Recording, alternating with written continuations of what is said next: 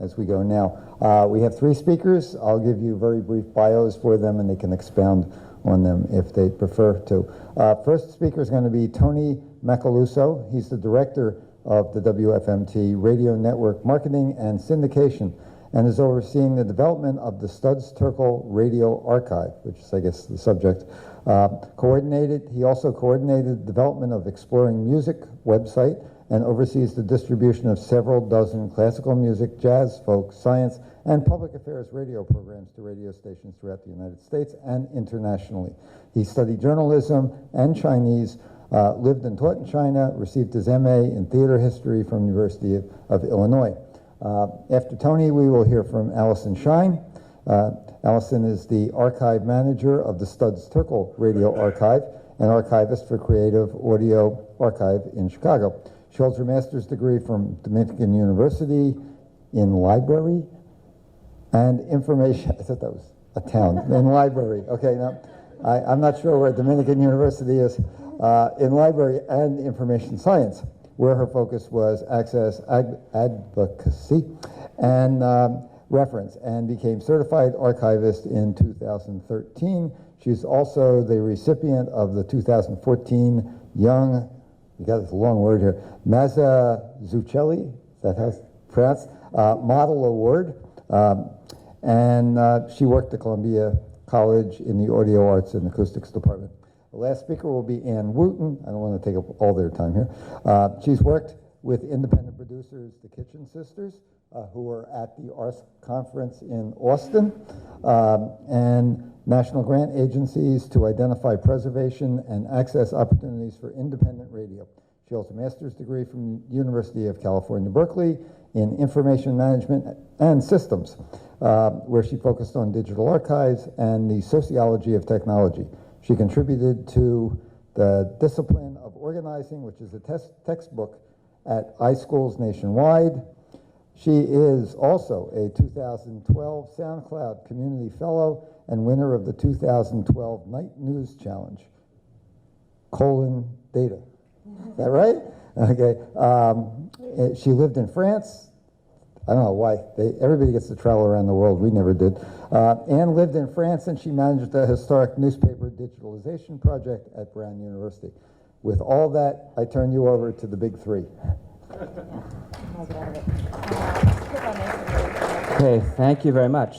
So we're going to talk actually more about what we're going to be doing with the Studs Terkel Archive, a little bit about what's actually in it, because if we talk about what's in the Studs Terkel Archive, it'll take all day, because it's 46 years worth of Studs radio work at WFMT, plus all of the interviews that he did for the books, the oral history books.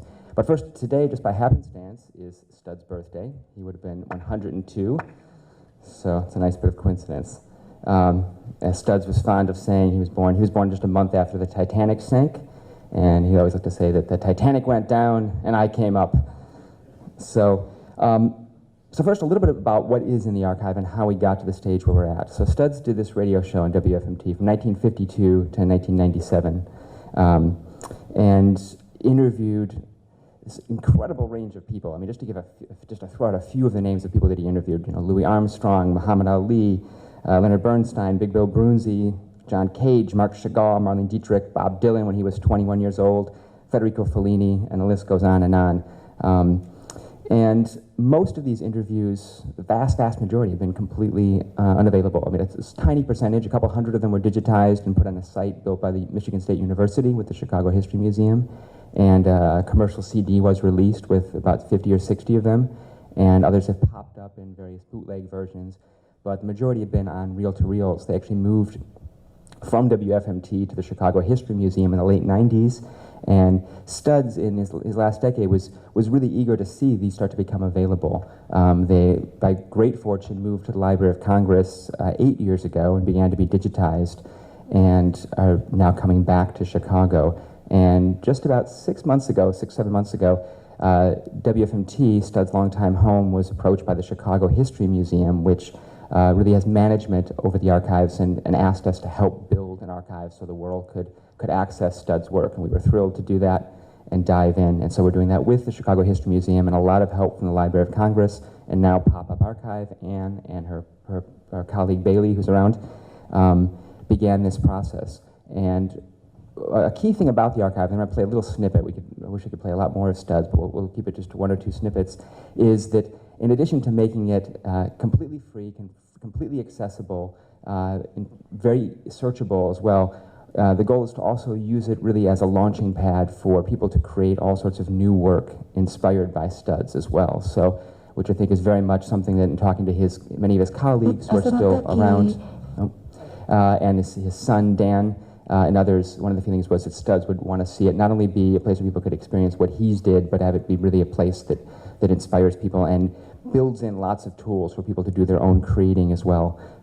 But first, I want to say just a bit about, in the archive, there really, what I think of are 4 different types of radio pieces that Studs did. So there are the interviews with incredible people of all sorts, writers, musicians, philosophers, historians, actors, etc. Again, many of those names that I mentioned a bit earlier. There are also the oral histories, what later grew into the books, working in hard times and race, etc. Studs talking to people of all stripes, of teachers, of nurses, of housewives, of miners in South Africa. So these incredible programs that really sort of led to Andre Schifrin at Pantheon Books inviting Studs to start working on the oral history books.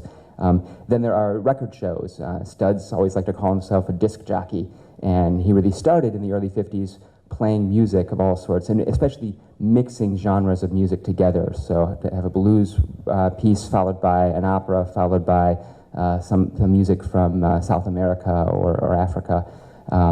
And so there are a lot of great music programs with Studs' incredible commentary about the music. And then there are these sort of slightly genre-defined collage pieces, which are some of my favorites. These incredibly sophisticated sound editing programs, many of them done with the engineer Jim Unrath, where Studs took all sorts of sound and stories and actual interviews and mashed them together in incredible ways. We're going to play just a little clip of one of those, a program called Born to Live from 1962, which won the Pre-Italia Prize, which Studs subsequently lost on the bus when he came back from Italy after claiming it, the actual award. So if anyone comes across that, we'd love that for the archive. It's probably still floating around someplace in Chicago. But in Born to Live, Studs and Jim Unrath took something like 60 different excerpts from his programs over the past decade or so, wove them together with sound effects to create this incredible portrait of the human race in many ways. So let's just hear just a little bit of that to get a feeling of the style. Ready? Do you worry about what's going to happen to you when you grow older? You were born to die, that's all. You were born to die? Yeah. What about in between the time you're born and the time you die?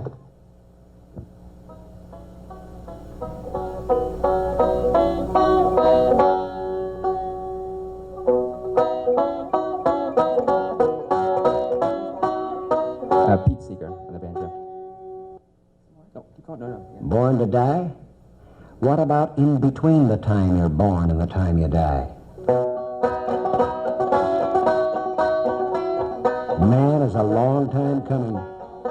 To paraphrase the old Chicago poet, man may yet win. Brother may yet line up with brother. Who can live without hope? In the darkness, with a great bundle of grief, the people march. In the night, and overhead, a shovel of stars for keeps, the people march. Where to? What next? That's it, and it's Carl Sandburg that he's quoting as well there. So that's just a little bit of this 1-hour program that takes you on this incredible journey with again, dozens of interviews of all sorts, and really one of the best snapshots of Studs' style. So what's begun to happen, because we want to focus now on what's going to be happening with this archive, is just in the last week we launched a very preliminary placeholder site, studsterkel.org, where over the next year and a half, all 5,400 of the programs, or at least the vast majority, will start to populate. And the site is going to be organized around about 40 different themes, so that people can either just search in a very broad terms or go into particular sort of rooms of this sort of audio museum. So there'll be a section on jazz, a section on African American history and civil rights, a section on film and cinema, a section on poetry, etc. Each of those will be curated in a slightly different way, having a spoken introduction by some well-known person from that genre who may have worked with Studs or been interviewed by Studs, to give people points of guidance and so forth. And then all very much cross-reference with one another, so that if someone's listening to one program, say Mahalia Jackson, the great gospel singer, it may suggest an interview with Martin Luther King that Studs did in Mahalia Jackson's kitchen, or an interview with James Baldwin or Lorraine Hansberry talking about similar themes. So the idea being that somebody, whether a school kid, a scholar, whoever it may be, as they sort of dive into this archive, it will be pointing them in lots of different directions and give them really an overview of the second half of the 20th century in terms of cultural history. Very much building it with the idea of teachers using it in the classroom as well. There are going to be, and Anne may touch on some of this, or Allison, tools that will let people go in and actually take excerpts from the archive when copyright permits it, which will be in many of the cases, and use those to create their own audio documentaries or other types of works of art even, just audio art, and then repost it back up to the archive so that people can see how students or artists are using this as a launching pad for new things. Also very much encouraging other media to be able to go into the archive and excerpt things in all sorts of ways. So we just heard a bit of Pete Seeger. So for example, when Pete Seeger died earlier this year, had the archive been ready, we would have very much encouraged the media to go in and take excerpts from Studs' archive to post on their own sites of Studs talking to Pete Seeger or whoever it may be, and then go back to, direct back to the archive to listen to the full interview. Also, of course, very much with scholars in mind as well. A lot of these interviews, again, have been sort of off the radar for the past decades. And another key thing is to be working with a lot of different partners. So I'm just going to give a few examples of some of the partners we're working with. We've been talking with the BBC. They're very interested in commissioning new documentaries based on Studs' work. Just one of the examples that they brought up is the idea of revisiting work and working Studs' key book that came out 40 years ago, and mix Studs' interviews for that book and other interviews about work with contemporary interviews and looking at how his work changed over the last 4 decades. And that is a program that would air on the BBC and then also live on the website as well. We're also working with organizations like the Poetry Foundation in Chicago, Chicago Public Library, Third Coast Audio Festival will be having a contest at their next festival, encouraging young producers to go in and use material from Studs' archive, or at least just think about the spirit of Studs' work. And I want to end with The Nation magazine as another partner. But one of the things that I think we're most eager to really try to articulate about Studs' work and the archive is the notion of really giving time for conversations to develop. Studs' programs are generally an hour, usually an interview with one or occasionally a couple of people, and having that time for slow radio, for slow narrative, for ideas to really develop over time is something that we really hope this archive will help people think about more. In a time of sound bites, when interviews tend to be condensed into 5 minutes, and 10 minutes is an absolute luxury, the idea of a writer or a philosopher or just a working person being able to talk about an idea for an hour, and prodded by Studs' incredible curiosity and worldliness to flow in lots of different directions is one of the values of the archive that we think is perhaps useful in this day and age. So with that, I'm going to pass it over to Allison Schein and then Anne Wootton. Thanks. Hello. Just wanted to thank the arts community for attending, and also wanted to give a shout out to the Library of Congress technicians that are transferring the Studs material. So Ben Harry, who's not here, but shout out anyway, and Brian Pinky as well. I get the exciting task of wrangling all the data and collaborating with the Dominican graduate students to make sure that all of this becomes accessible for everyone who wants to listen to these programs, and hopefully facilitate some exchange of other information so they can go out and grab interviews and talk to people, and then create their own user-generated content. I wanted to introduce you to our pop-up archive interface that Anne will talk to you more about later. And I'm sorry we had it earlier, it totally worked beautifully, and I'm not sure why you can't see all of it right now. But essentially what we're doing is we have the students do a short description, And then after pop-up does its own first pass of an automatic transcription, I have them go in and then flesh it out themselves. So that way when patrons are going to come and look and they want to read along to the audio, that, you know, they can actually follow along. The good thing about this is that, if I could get to the search function, the great thing about the pop-up archive interface is that you can also search within transcripts. So there it is, very tiny. Sorry that you guys can't see it. I'll zoom back in once I do this. Fantasy, yeah, Yeah. or science fiction, right. Oh, So, and then that way, if you're looking for a particular keyword, you can dial right into it, and then you can correspond to the audio. So if you clicked on, You, the writer of science fiction, you yourself are a physicist, do you not, sir? Well, I took my degree. I used media which we would now call science fiction. Gulliver's Travels, for example, is an art. I don't think there's a single theme which hasn't appeared in science fiction. so yeah, so that way, so it's great, instead of having to listen to everything and follow along, that you can just automatically jump to the audio that, you know, you're looking for, which we thought was very handy. I'm going to let Anne talk about the technical parts. We're just very excited, and the students are very excited about this project. They're going out and talking to everyone. What we're hoping is that the interns and the volunteers will be so passionate and excited about this that they'll, you know, disseminate it to everyone. And I don't think, Tony, did you mention that it was Stud's birthday? Yes. Okay, I'm sorry. I wasn't listening. I was trying to get this done. Yeah, so Anne, and in the spirit of Studs, if anyone has any kind of inspiration, stories, quotes, how he influenced you, I've got a recorder. I am happy to add that to our growing list of audio that will eventually go up on the Studs Terkel site. So please find me if there's something that you'd like to add. I will turn it over to Anne. Cool. Thank you, Allison. So we started Pop-Up Archive, Bailey, my co-founder, and I, after meeting in grad school at the information school at Berkeley, for two main reasons. After working with the Kitchen Sisters for quite some time to help them wrangle what they've come to call their accidental archive. And our two main goals in that were to enable preservation and access for especially small and under-resourced collections. And preservation for us takes the role of offering more robust storage solutions than what a lot of small shops will have on, you know, a DreamHost server or what have you. We back material up at the Internet Archive, which is not Amazon Web Services, as robust as that may be, but it's a nonprofit with an actual mission to preserving the wealth of data on the internet, and that includes digital audio. And they've been very generous in storing as much material as we want to store there publicly, and the Studs material is part of that.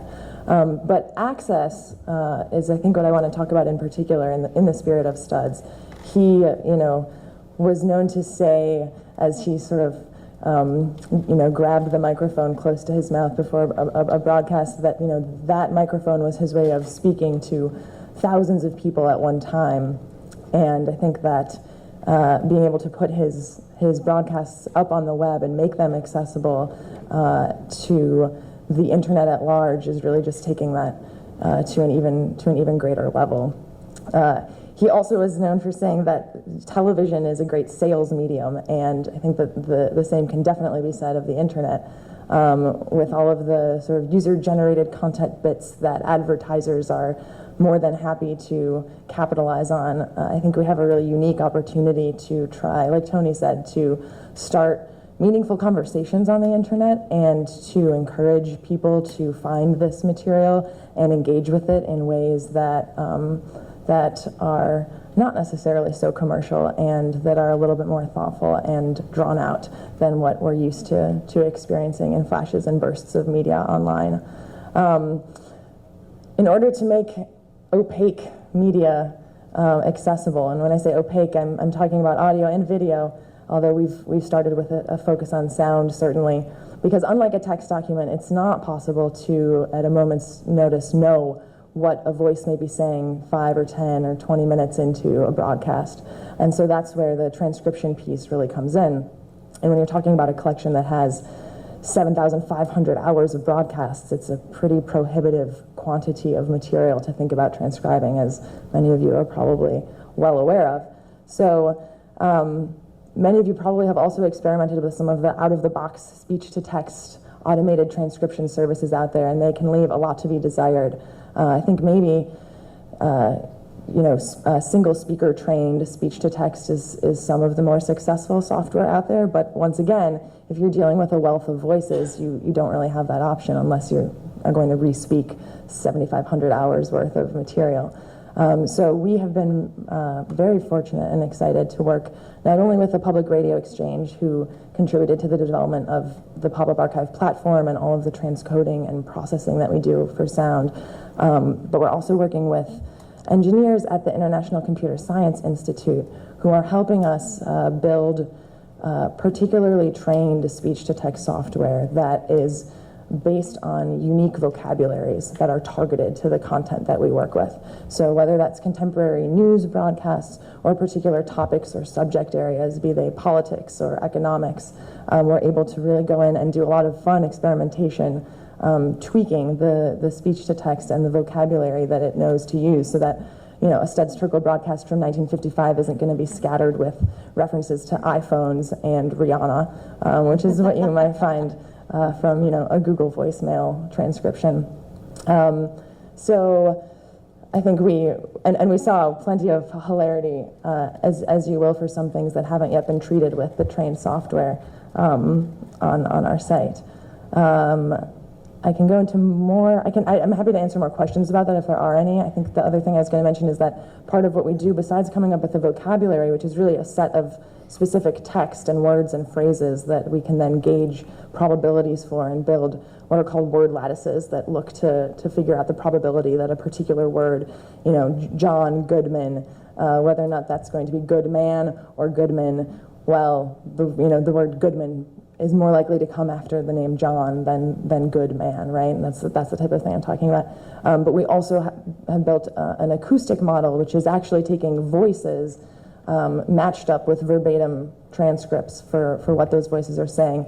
And Studs, happily, is one of those voices. So the software that we're developing now has literally been trained to his voice, which is a pretty unique voice, among many others, from oral history and from public media. So we're pretty excited about that, and like I said, I'm happy to answer questions about it, but I think I'll probably stop there.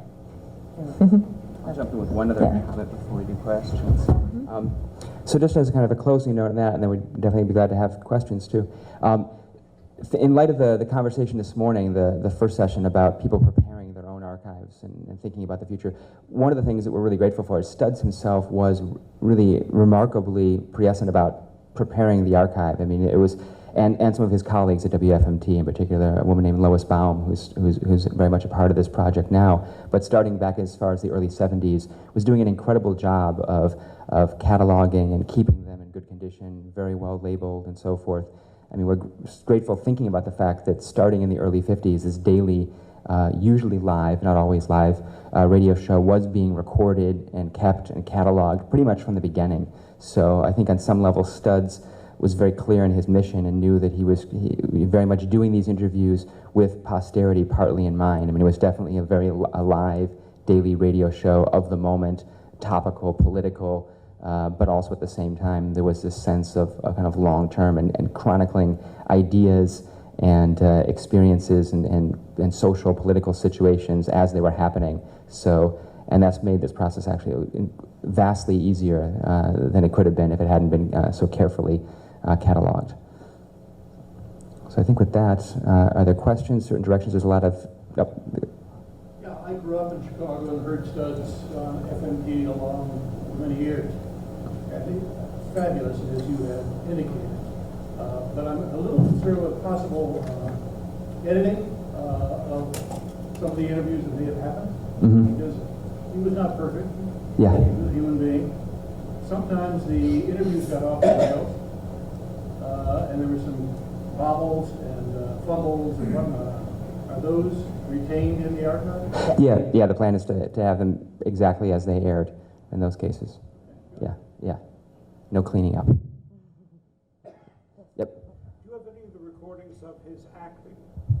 There actually are. There's quite a few. We're working with a company in Chicago, a group called Media Burn, a guy named Tom Weinberg, who, starting very early on, did a tremendous quantity of videos of Studs and Studs with Nelson Algren and other Chicago figures, about 300 hours worth of video that they have in their archive. And we're very much partnering with them. And they have all of Studs' television show. People might not know that Studs in the late 40s and early 50s had a live television show called Studs Place. There was just a great reenactment of it last week in Chicago as part of a Studs Terkel Festival. And that's all living on the Media Burn website as well. His radio acting from the 30s, so far we're not aware of any examples of that have been saved, but there may be, and that's... There are some. There are, okay, great. I think we had a couple at Northwestern in the NBC Chicago collection. Okay, fantastic. Which is Pilfered, but I think that it might be in the Library of Congress now. That's great.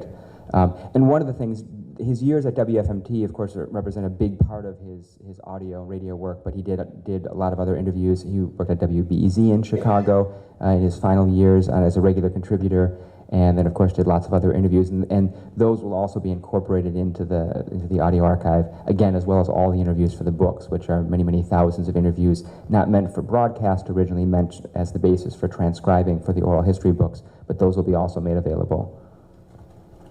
Okay. Anything else? Okay.